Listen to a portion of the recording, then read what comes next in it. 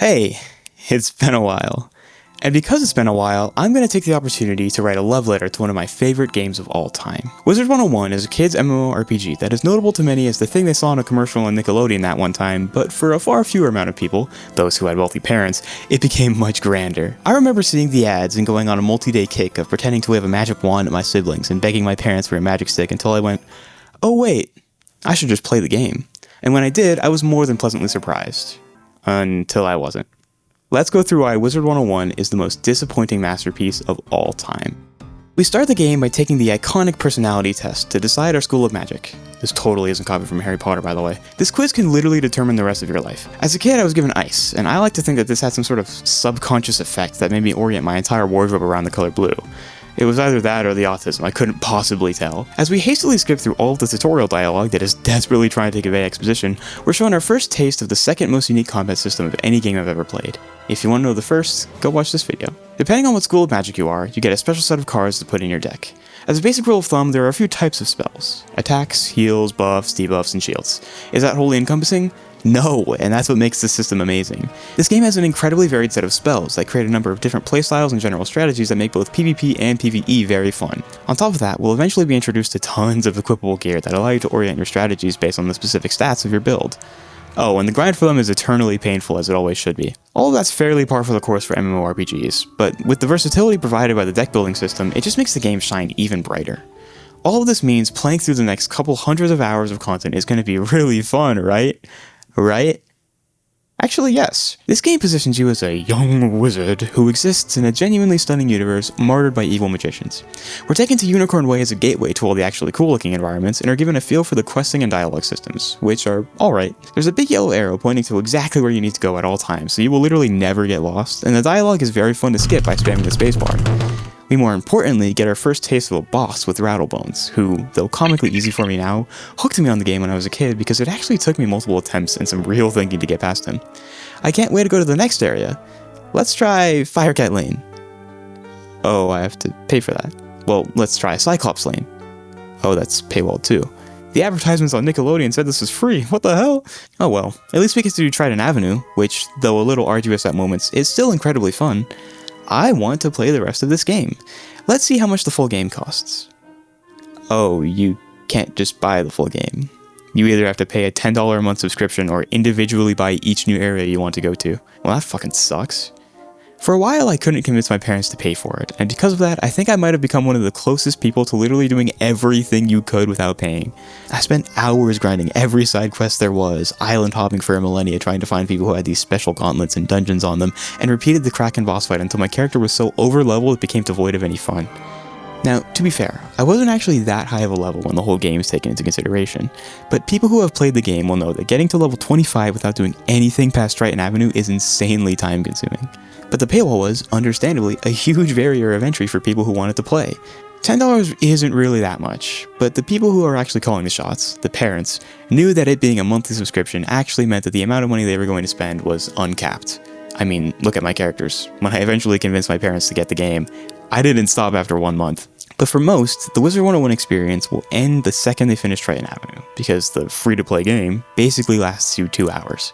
If the game stops short of completely hooking you in the first 2 hours, are you really going to commit to a $10 a month subscription? Persona 5 gives you 110 hours of gameplay for a flat fee of $20 if you get it on sale, and you don't have to extract all that value at one time. You can play at your own pace. Ultimately, Wizard101's pricing model is what turns this masterpiece into a total disappointment. But to contextualize why that's so even further, we need to spend more time talking about how fucking amazing this game is. I said this was a love letter at the beginning of the video. Get ready for some gushing.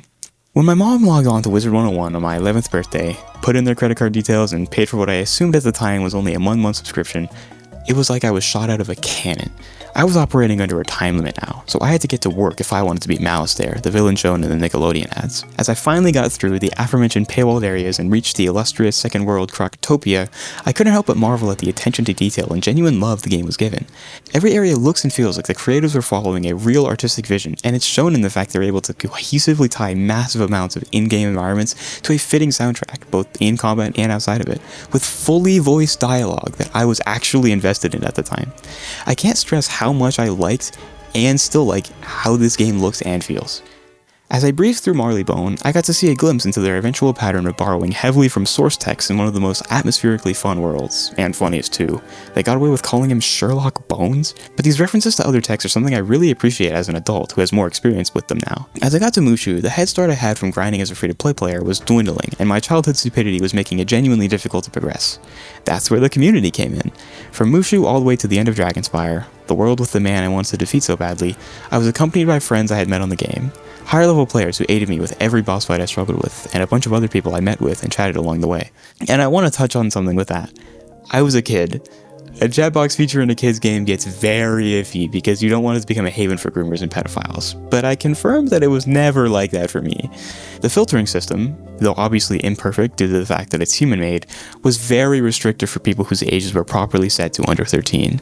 I never encountered any bad faith actors through Wizard101. But when I got to Roblox, now that's a topic for another day. Me and my cohort of quest grinders fought through the end of Dragonspire, and tied the loose ends of a story I was genuinely invested in on the last day of my membership. It followed a man so devastated by the death of his wife that he spitefully attacked the world that his wife loved so much, leaving a meaningful impression on me as a child. As I logged off for the day, awaiting the eventual loss of membership that was to follow, I basked in what this game truly was for me. I never read books as a kid. I got on YouTube videos early on, and once you go there, your attention span never recovers. Wizard101 made me read. For the first time, I paid attention to the story and the media I interacted with. Not even Pokemon could make me do that. This was, in large part, due to the genuine love and attention every single aspect of this game clearly received in its creation. When I logged on the next day to see if I had lost my access, I was saddened by the fact that oh wait, I still have it. For the sake of this video, my storytelling ends here, but the entire range of emotions, depth of storytelling, and attention to detail and world building continues for 3 more arcs of story, spanning 13 more worlds in mainline gameplay, and multiple side worlds to fill up more time. I don't have time to go over them all, but they expand in story complexity, increase in scale, and improve in graphical quality despite the obvious challenges proposed by the previous 2 things in that list. I was much older and at different stages of my life when I played through much of the later content in the game. I also did multiple different runs with different magic types, each getting to various points in the game, but altogether, it's all the same. Wizard101 is amazing. It's among very few MMORPGs that have stood the test of time over decades, continued to grow in scale during that time, and remained fun throughout all of it.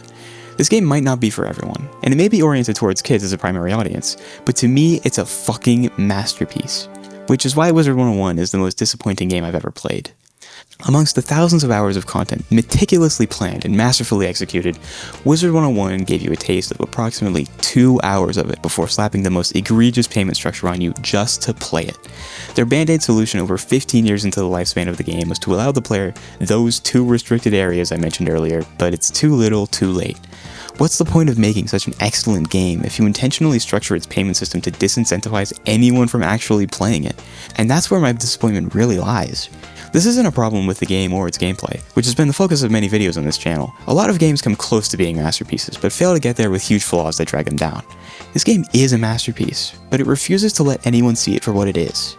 I'm not going to claim to know the intricacies of the game's payment structure, but if there really is no way to let the first arc of the game be free despite other players existing on actually free-to-pay models for over a decade, then I don't have any faith in the gaming industry anymore. But I'll conclude this video by trying to make it seem a little more significant than the ramblings of an adult who's mad that his childhood video game wasn't as popular as it could have been.